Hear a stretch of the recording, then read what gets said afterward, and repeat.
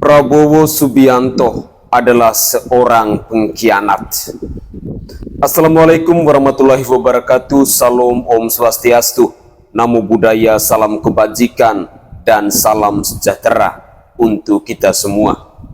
Saudaraku sebangsa dan setanah air, para penonton kanal YouTubeku yang sangat saya hormati dan sangat saya cintai. Menarik ketika ada ungkapan dari rakyat Sumatera Barat yang kecewa dengan Prabowo Subianto, yang merasa bahwa Prabowo telah mengkhianati masyarakat Sumatera Barat. Tentu ini adalah ungkapan kekesalan karena tahun 2014 dan tahun 2019 mereka berjuang mati-matian untuk memenangkan Bapak Prabowo Subianto. Mereka berjuang untuk membela Bapak Prabowo Subianto. Tetapi pada akhirnya di tahun 2024 ini Prabowo Subianto telah mengkhianati masyarakat di Sumatera Barat. Dan untuk lebih jelasnya, saya ingin mengajak pemirsa sekalian, mari kita bersama-sama menyimak cuplikan-cuplikan video berikut ini. Selamat menyaksikan. Oke gas, Prabowo Gibran torang gas. 2014 kami bersama Prabowo Subianto. Dan 2019 kami juga bersama Prabowo Subianto. Dan sekarang 2024, yes, sorry ya, kami tidak lagi bersama Prabowo Subianto. Prabowo telah mengkhianati masyarakat Sumatera Barat, dan kami telah merasa dikecewakan dan dikhianati oleh Prabowo Subianto. Hari ini Prabowo telah kehilangan marwahnya sebagai seorang militer. Dan hari ini Prabowo juga telah kehilangan marwahnya sebagai seorang pemimpin. Mungkin karena usia yang sudah 72 tahun, sehingga sudah seperti anak-anak, sehingga lahirlah sebuah karya yang dinamakan Goyang Gemoy. Kami masyarakat Sumatera Barat dan Indonesia tidak butuh goyang gemoy itu. Kami butuh keadilan dan kami butuh kesejahteraan. Dan hari ini rezim Prabowo, Jokowi dan Gibran sedang mempertontonkan kepada masyarakat sebuah pertunjukan ketidakadilan, ketidaksamarataan. Dan Gibran Raka Buming Raka hadir dan lahir dari anak haram konstitusi.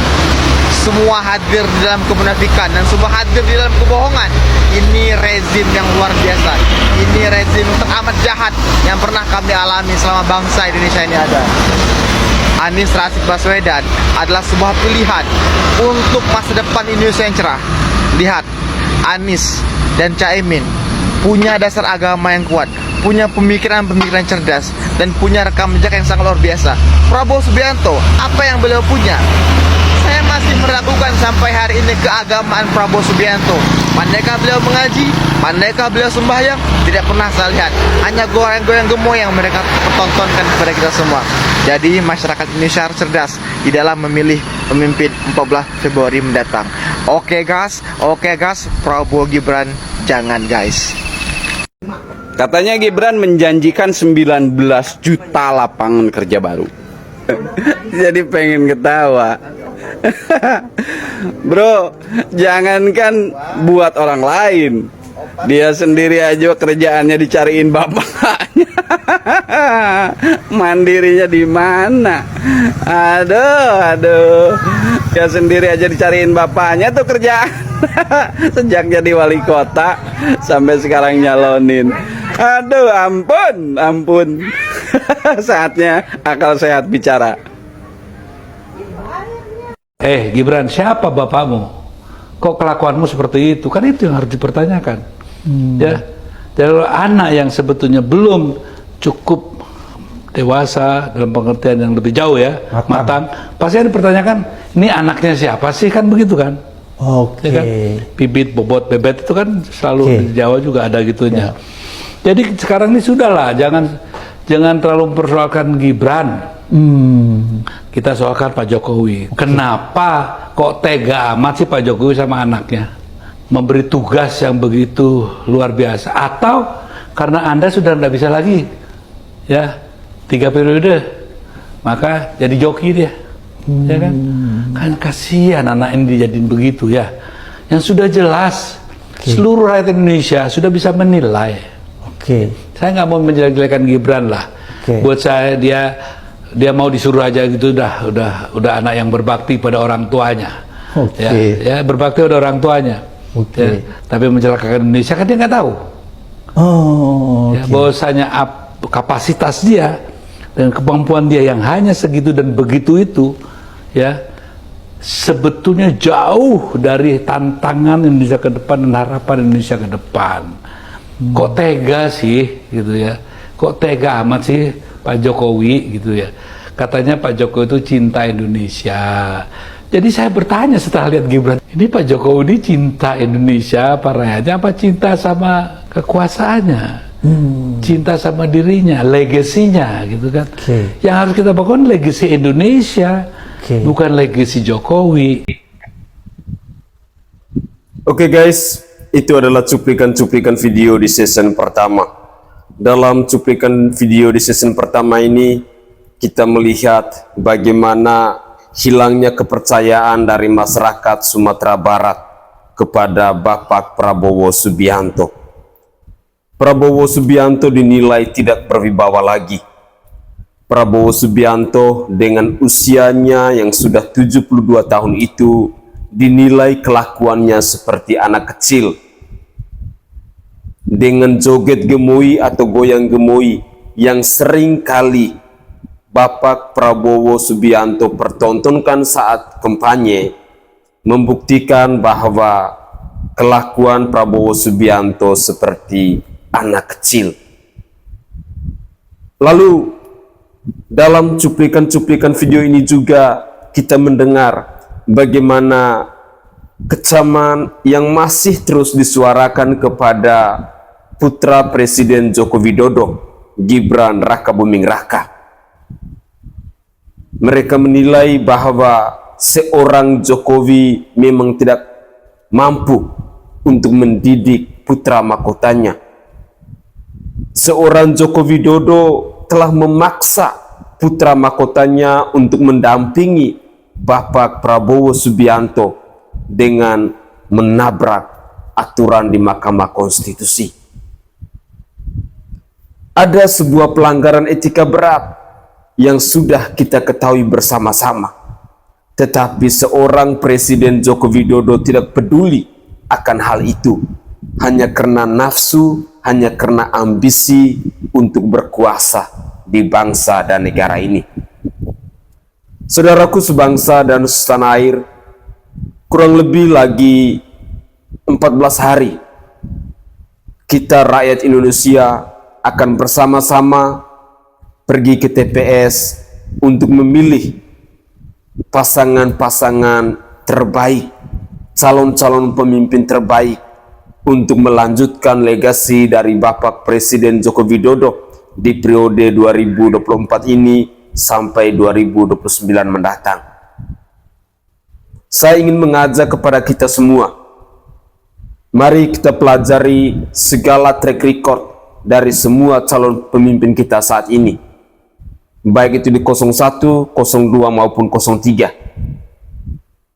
Semoga saja bahwa dalam waktu yang tersiksa ini, pilihan kita memang sudah melekat dalam diri kita, sudah tertanam namanya di hati dan sanubari kita.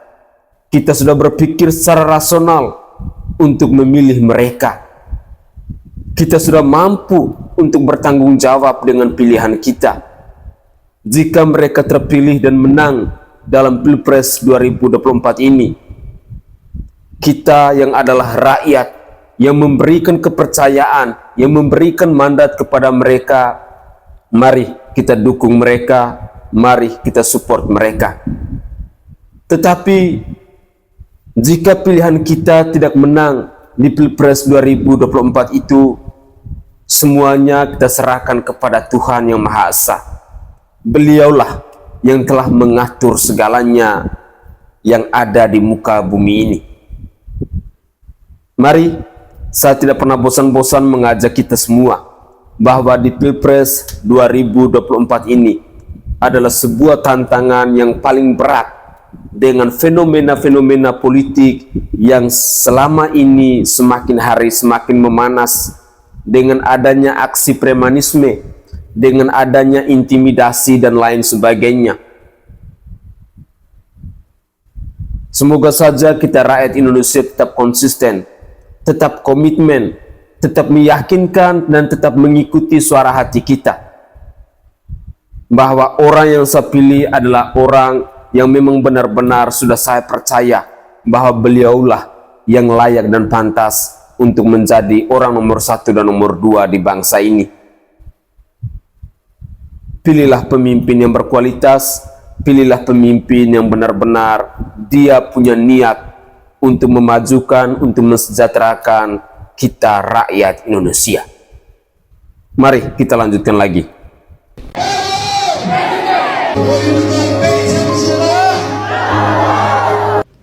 Cie, ada yang lagi berkampanye Prabowo di dalam masjid tuh. Mana pendukungnya pada nggak terima pula. Coba lihat di dalam masjid itu ada Pak Prabowo-nya nggak? Orang di masjid itu nggak ada Prabowo-nya. Pertanyaan saya sederhana, sejak kapan Pak Prabowo sering masuk ke masjid? Udah gitu aja, nggak usah mikir kemana-mana. LSI Denny JA, elektabilitas Prabowo Gibran 50,7%. Hore, selamat Mbak Ajeng, karena di hasil survei Pak Prabowo Gibran sudah bisa memenangi Pilpres di 1 putaran ya. Di survei aja, tapi kalau di realitasnya nanti dulu. Kita bisa lihat bahwa di berbagai acara terbuka, kampanye terbuka Paslon 02, acaranya sepi. Bahkan ada salah satu acara di Jawa Barat yang dihadiri oleh Pak Prabowo dan yang datang minim sekali. Mungkin karena itulah ya, kalau apa itu namanya, pendukung yang biasa dibayar itu kalau sudah tidak dibayar lagi mereka nggak mau datang. Beda dengan pendukungnya Pak Ganjar, mereka militan asli. Di dalam undangan pun kita juga udah bilang ini nggak ada bayaran, ini murni gerakan dari masyarakat atau pendukung. Jadi rame terus gitu. Nah, mungkin juga karena mereka tidak dapat bayaran di tempat-tempat lain, acaranya sepi jadi garing aja gitu kan. Nah, banyak pendukungnya Pak Prabowo yang akhirnya mendatangi kampanye terbukanya Pak Ganjar. Lalu mereka di sana meneriak-neriakkan paslon atau nomornya mereka gitu. Jadi bahkan ada di satu postingan yang di-repost oleh Mbak Ajeng, gitulah, ketika ditanya nomor berapa, ada yang teriak nomor mereka gitu ya. Dan itu merupakan kebanggaan bagi mereka. Mereka merasa seperti pahlawan sudah melakukan hal kayak gitu. Ya untungnya pendukungnya Pak Ganjar tidak terprovokasi dengan itu. Padahal pendukungnya Pak Prabowo tahu kalau mereka melakukan itu bisa berpotensi untuk konflik gitu. Tapi tetap aja mereka lakukan. Nah, untuk pendukungnya Pak Ganjar ya, adik-adik, para pemuda-pemudi ya, jangan melakukan hal yang salah seperti itu. Jangan datangi kampanyenya paslon lain dengan tujuan untuk mengganggu. Itu tidak bermartabat dan tidak beretika ya. Kita junjung tinggi etika, jangan mendatangi acara orang lain dengan tujuan mengganggu. Enggak nampak gagah, enggak nampak hebat kok dengan melakukan itu. Jadi pendukungnya Pak Ganjar Mahfud tetap semangat, kalian anak-anak hebat. Ya, beredar video kampanye katanya di Semarang, Pak Prabowo terlihat sekali mukanya sangat lelah. Terlihat banget mukanya itu sudah nggak ada semangat-semangatnya. Di antara hiruk pikuk pendukungnya entah beneran entah bayaran, beliau terlihat sangat lelah, capek, mukanya nggak asik, senyumnya nggak ada, gemoynya sudah lupa. Mungkin saja memang Prabowo ini sudah capek, usia 72 tahun masih disuruh ke sana kemari. Harusnya sudah menimang anak cucu. Ya, sekali lagi kita dihadapkan kepada pilihan. Mau yang segar bugar siap bekerja, atau yang sudah lelah karena sering kalah. Kasihan banget Gibran habis debat dibilang songong, gak punya etika. Padahal kan dia cuma mewakili potret buram, perilaku politisi muda karbitan ya. Orang pemujanya aja bilang dia yang terbaik kok. Lu makanya nonton debat nggak usah pakai hati nurani. Yang kocak waktu dia nanya ke Pak Mahfud tuh, dia kayaknya nanya cuman dia nggak paham-paham banget tuh. Soalnya pas dia ngejawab ternyata salah juga. Yang penting bahasa Inggris ya. Dia yang tampil, gue yang malu. Tapi tenang Mas Gibran, yang penting kan gimmick-gimmick Anda videonya FYP. Pak Mahfud sabar banget ngadepin Gibran tuh. Gimana nggak sabar orang anak bosnya ya. Buset. Rupa-rupanya para pendukung, para relawan dari 02 ini halusinasinya sudah sangat tinggi sekali dengan hasil survei hari ini yang mencapai 50 bahkan mendekati 60% itu. Luar biasa halusinasi yang dimiliki oleh pendukung dan relawan dari 02 ini. Padahal fakta di lapangan ketika ada kampanye sepi seperti kuburan. Saya tidak tahu logika akal sehat yang dimiliki oleh para relawan, oleh para pendukung 02 ini seperti apa ya? Kok bisa semudah itu mereka percaya dengan lembaga survei yang merilis hasil surveinya sampai di 50 bahkan sekarang mendekati 60% itu? Sementara fakta real di lapangan saat kampanye, bahkan ada Prabowo Subianto, masanya sangat minim, sepi seperti di kuburan. Lalu pertanyaannya, masih percayakah kita dengan lembaga survei itu? Cobalah sadar, tidurmu jangan terlalu miring, mimpimu rupa-rupanya sudah terlalu dalam, yang membuat Anda terbawa dalam hidup halusinasi dengan survei yang mendekati 60% itu. Di sisi lain, kita melihat aksi-aksi heroik yang dilakukan oleh orang nomor satu di bangsa ini dalam memperjuangkan kemenangan dari putra mahkotanya. Sungguh luar biasa. Bagi pendukung dan relawan 02, mereka merasa bangga ketika seorang Presiden Joko Widodo ikut berkampanye dan memihak kepada putra mahkotanya. Para pendukung dan para relawan 02 mereka merasa bangga ketika melihat aksi heroik pembagian sembako gratis yang dilakukan oleh seorang Presiden Joko Widodo di depan Istana Negara. Padahal itu adalah uang rakyat. Sudah sewajarnya paket sembako itu memang harus diberikan kepada rakyat. Tetapi bagi orang yang masih menggunakan logika akal sehat, yang masih mampu untuk berpikir waras, ketika melihat aksi-aksi heroik yang dilakukan oleh Bapak Presiden Insinyur Haji Joko Widodo ini adalah sebuah tanda tanya besar, adalah sebuah bentuk kepanikan yang dipertontonkan oleh seorang Presiden Joko Widodo kepada rakyat Indonesia tentang survei, tentang elektabilitas dari paslon 02 ini. Memang saya secara pribadi mengakui bahwa seorang Presiden Joko Widodo yang adalah ayahanda dari Gibran Rakabuming Raka pastinya akan melakukan berbagai macam cara untuk memenangkan putra mahkotanya. Tetapi saya minta dengan sangat hormat, lakukanlah cara-cara yang halal, bukan cara-cara yang haram seperti yang dipertontonkan selama ini. Wahai kita rakyat Indonesia, wahai para pendukung 02, masih percayakah kalian dengan lembaga survei yang merilis hasil surveinya 50 bahkan mendekati 60% itu? Mikir itu pakai otak. Ya, gunakanlah otak Anda, gunakanlah hati nurani Anda. Sangat disayangkan fenomena-fenomena politik yang terjadi sekarang ini, fakta-fakta yang terjadi di lapangan ketika Prabowo dan Gibran turun kampanye, sepi seperti di kuburan. Tolong, silakan dipikir baik-baik. Dan para relawan 02, para pendukung 02, semoga kalian cepat sadar dari mimpi indahmu, dari halusinasimu dengan hasil survei yang dirilis oleh lembaga-lembaga survei itu. Mari kita lanjutkan lagi.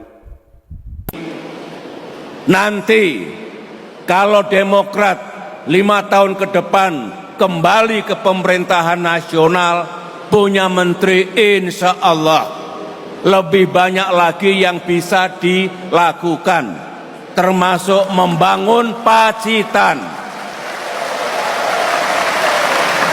Agar Demokrat kembali ke pemerintahan, saya mengajak, mari kita pilih Bapak Prabowo Subianto sebagai Presiden Indonesia 5 tahun mendatang. Pak Prabowo sahabat dekat saya. Pak Prabowo juga memikirkan rakyat, terutama rakyat yang tidak mampu, agar kesejahteraannya meningkat. Oleh karena itu saya mengajak Bapak, Ibu, Saudara, termasuk yang tidak hadir di tempat ini, untuk memilih pasangan Prabowo Gibran. Kerso, setuju? Matur nuwun. Prabowo Gibran boleh menguasai FYP TikTok, tapi maaf, panggung kampanye akbar dimenangkan Ganjar Mahfud. Salam 3 jari, Ganjar Mahfud menang total. Seberapa buruk sih sebetulnya Pak food estate ini yang gagal ini? Saya mencurigai sejak awal bahwa rencana food estate Singkong ini, fokus di Gunung Mas ini, sesungguhnya bukan mau membangun food estate, tetapi saya curiga, mohon maaf, bahwa tujuannya adalah membabat hutan untuk mengambil kayunya, untuk tadi kepentingan ekonomi di dalamnya. Kenapa? Pertama, kok yang melakukan membangun food estate itu adalah Kementerian Pertahanan. Fungsinya kan bukan untuk pertanian, kecuali dalam keadaan darurat pangan, maka kita kerahkan tentara yang punya gerak cepat untuk cepat memproduksi karena ada darurat pangan, misalnya kelaparan di mana-mana. Tidak ada. Lalu kedua, ini untuk singkong. Singkong berarti untuk pangan. Tapi singkong itu kan harus ada rencana peruntukannya. Mau dijadikan makanan seperti apa? Tapioka kah? Atau apa? Harus ada off-takernya yang disiapkan. 600-an ribu hektar. Berarti kan besar-besaran sekali panen. Harus ada industri pabrik yang sangat besar yang mengolah hasil panen itu untuk menjadi pangan kita. Tapi tidak jelas. Ya kan? Satu, kementerian tanggung jawab lembaganya saja sudah salah. Kemudian perencanaan untuk panennya untuk apa dan seterusnya juga tidak jelas. Lalu kemudian saya juga tidak mengerti apakah ada AMDAL-nya. Lalu bagaimana dengan aturannya untuk alih fungsi lahan tadi? Bolehkah? Dipenuhi nggak ketentuan yang ada di dalam alih fungsi lahan itu? Jangan-jangan juga diterabas. Ya. Capek-capek kuliah hukum, milihnya 02. Rugi dong. Luar biasa di luar. Anak muda zaman sekarang cerdas. Anak hukum zaman sekarang mantap. Betul, ngapain capek-capek kita kuliah hukum kalau akhirnya harus memilih 02? Pikir. Yang cerdas jangan pilih 02. Oke guys, itu adalah cuplikan-cuplikan video yang bisa saya persembahkan ke hadapan pemirsa sekalian. Dalam sesi yang terakhir ini ada sebuah cuplikan video di mana kita melihat seorang mantan Presiden Republik Indonesia 2 periode, Bapak Susilo Bambang Yudhoyono, yang berorasi, yang berkampanye, mengajak masyarakat Pacitan untuk memilih Bapak Prabowo Subianto dan Gibran Rakabuming Raka.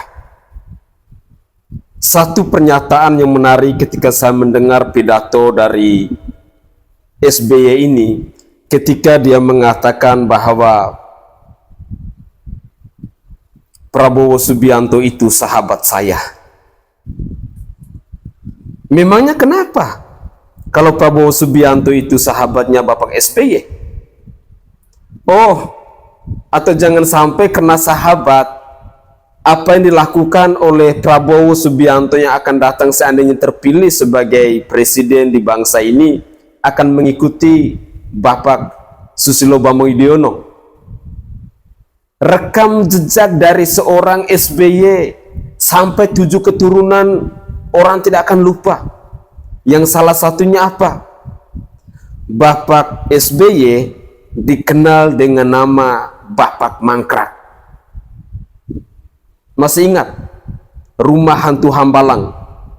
Itu adalah salah satu bangunan bersejarah di bangsa ini, yang uangnya itu dikorupsi secara berjemaat oleh orang-orang Demokrat itu sendiri. Itu salah satu bukti sejarah yang sampai kita punya anak cucu pasti mereka tidak akan lupa.